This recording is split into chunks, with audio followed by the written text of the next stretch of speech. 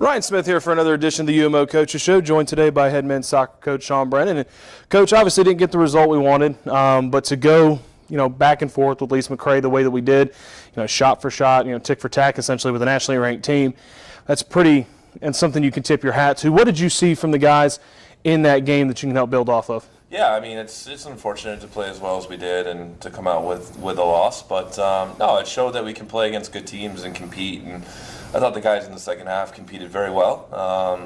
Obviously Lees-McRae had chances as well, but so did we, and I just wanted to be there at the end of the game, have a chance, and we did.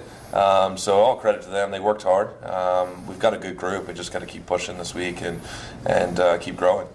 And something that you guys have dealt with a little bit this season is having two new keepers to the program and trying to figure out, how they're both gelling and what environments they would do well in. And obviously Preston Snyder had one heck of a game.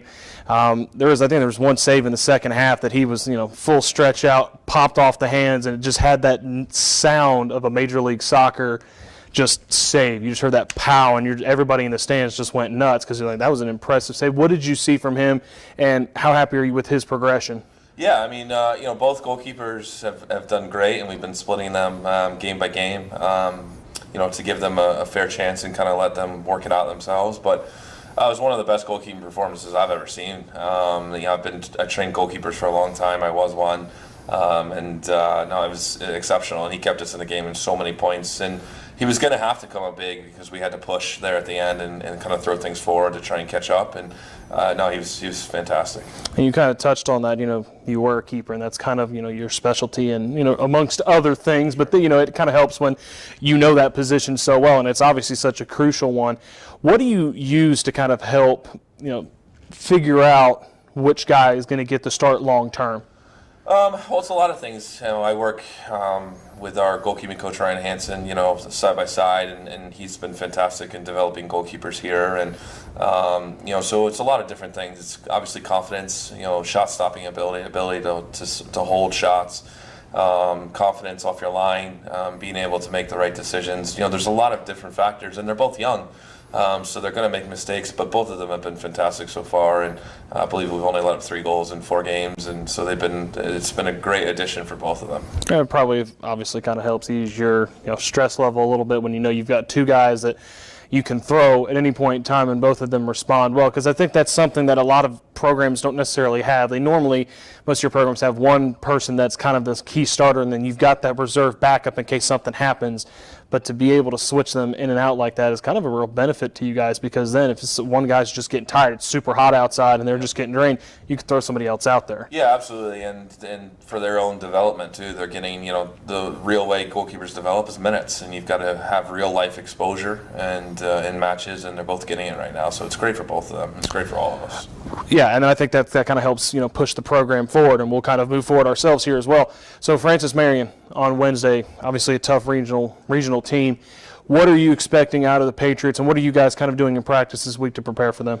Well, they're a great regional opponent, and they do a great job down there, and so it's going to be really tough. But we're just trying to build off our successes we've had so far this season, and Lees-McRae, there were a lot of them. There were a lot of positives we can take away from Lees-McRae, even though we lost, and that's a good sign that you can take positives away from losing. So we're just going to continue to try and push our momentum forward.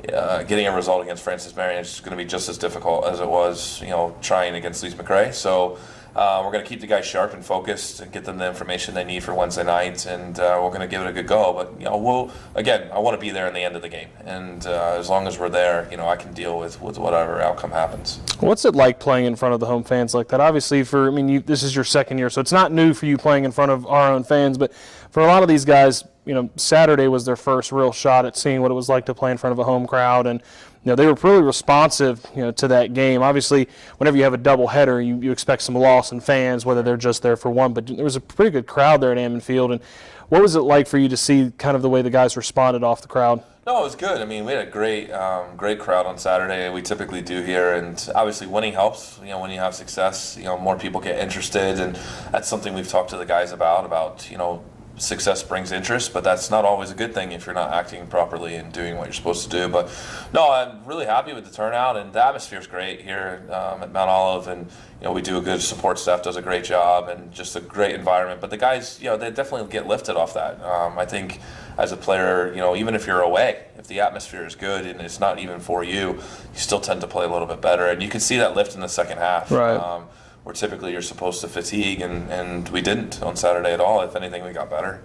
Now, how do you look past Francis Marion on Wednesday? Obviously, you always have to look at your next opponent, but at the same time, you guys as coaches are always trying to think that next step ahead so that when you get to that point, your players aren't panicking, going, what are we going to do next? How do you prepare for hitting the road this weekend? And I'm assuming it's probably just business as usual for you guys because you've been on the road so much, and just being home here for 2 games is kind of a nice little stretch, and then back on the road we go. So how do you prepare the guys for playing again this weekend?